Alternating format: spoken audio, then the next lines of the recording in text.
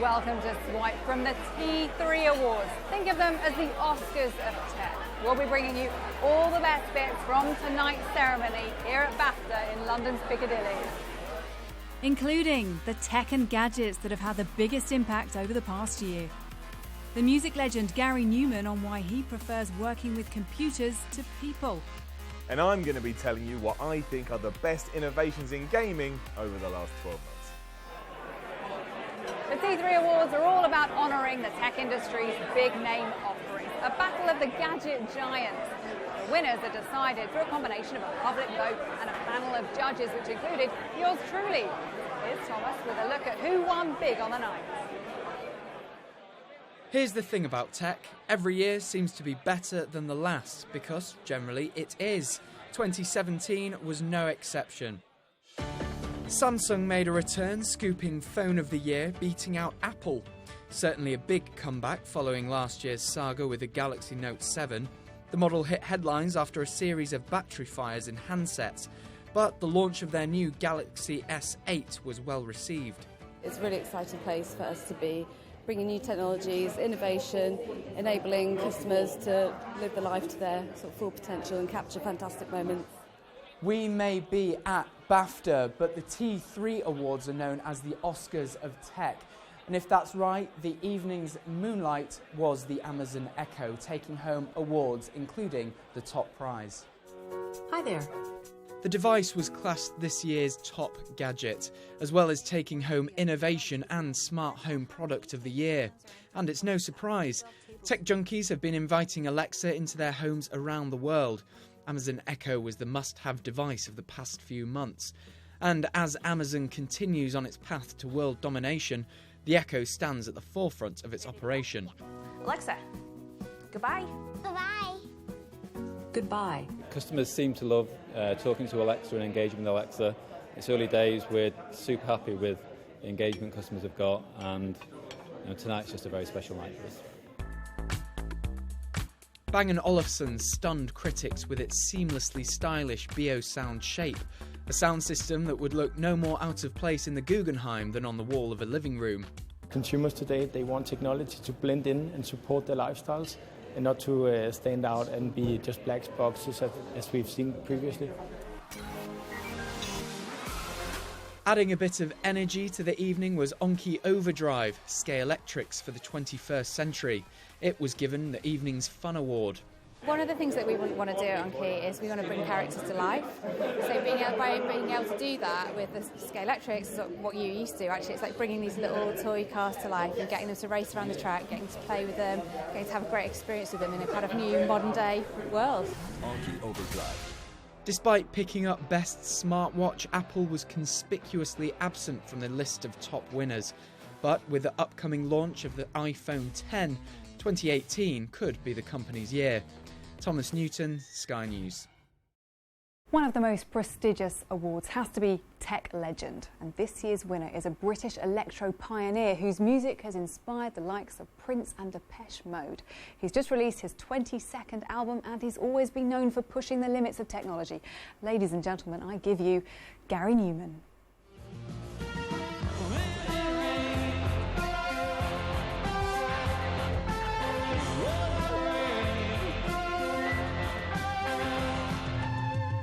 Some songs never grow old, and maybe in Gary Numan's case that's because his electronic sound in the late 70s and early 80s was way ahead of his time. So now I can think of myself. iPhone Electric was #1 for a month, with #1 single and album at the same time. Then a few months later put out Cars and from a different album, and that was #1 in both charts at the same time. Here in my car, I feel safest of all. I can lock on my doors. It's the only way to live in cars. But every pioneer has to fight some resistance. From a public point of view, it was massive and amazing. But within the music business itself, there was some people that were massively into it and supportive, luckily. But there were plenty of others that I think there were a lot of people that saw it as a threat to the guitar dominance that there'd been for such a long time. The Musicians' Union, for example, said that I was putting real musicians out of work. which apart from being incredibly insulting, it was actually really ignorant, because if they'd listened to what I was doing, there wasn't any sound that I was making that was remotely what somebody in an orchestra would make. Despite the haters, it was his fascination with synthesizer technology that pushed him forwards. I was trying to find these weird, growly, bottom-end things. You know, you show me an instrument that makes that. That's what attracted me to it. That here was a machine that could make noises that you'd never heard before. So I wasn't trying to, you know, put string sections out of work.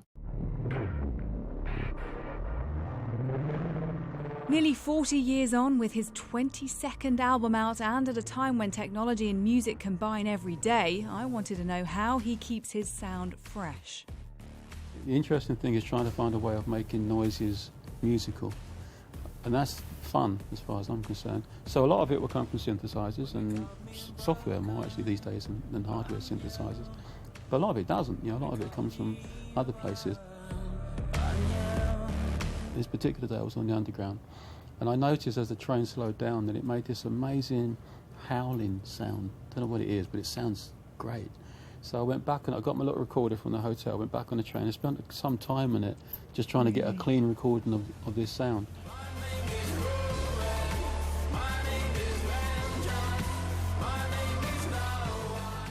Winning this year's Tech Legend Award seems fitting for a man who's always made the most of technology in his music. There's also a very personal reason Gary feels comfortable around machines, and it's to do with his form of autism. We have tendencies that we obsess, we get obsessed about things. In my way of thinking, just means we're incredibly focused, you know, but it's considered to be obsession, you know, where everything is just that for a while, you know. Well, I think that's a brilliant thing to have. If you're doing music for a career, you need to be incredibly focused and know exactly where you're going and let absolutely nothing swerve you. We have, how can I put it? I don't understand facial expressions very well. I'm not very good. I don't interact very well.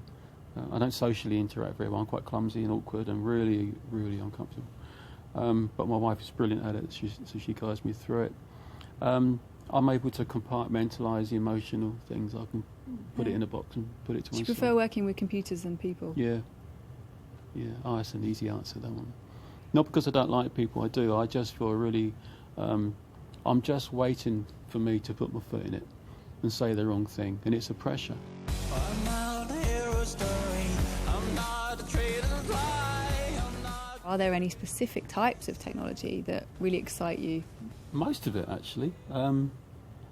There are so many advances. I do think we take things for granted.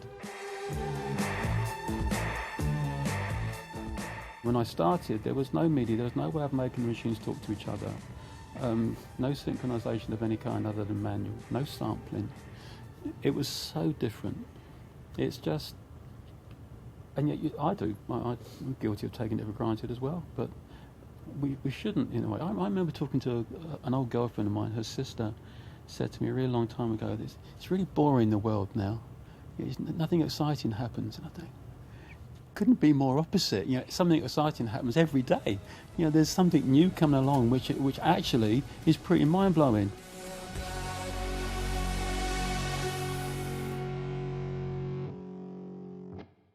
Now, since the last T3 Awards a year ago, we've seen the launch of some new gaming devices. Some have made more headlines than others, but as tonight is all about honouring the best, we asked our gaming expert Simon Miller to pick his favourite hardware from the past 12 months.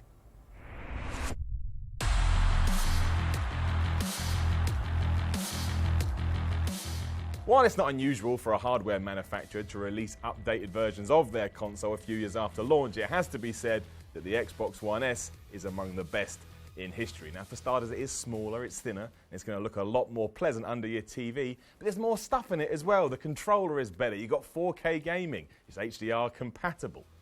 On top of that too, it's an excellent Blu-ray player, and Microsoft was so happy with it, if you try and find the original Xbox One now, you won't be able to, and even if you could, you shouldn't buy it. The Xbox One S is fantastic, and a reason why these big companies do make iterations years after the original comes out.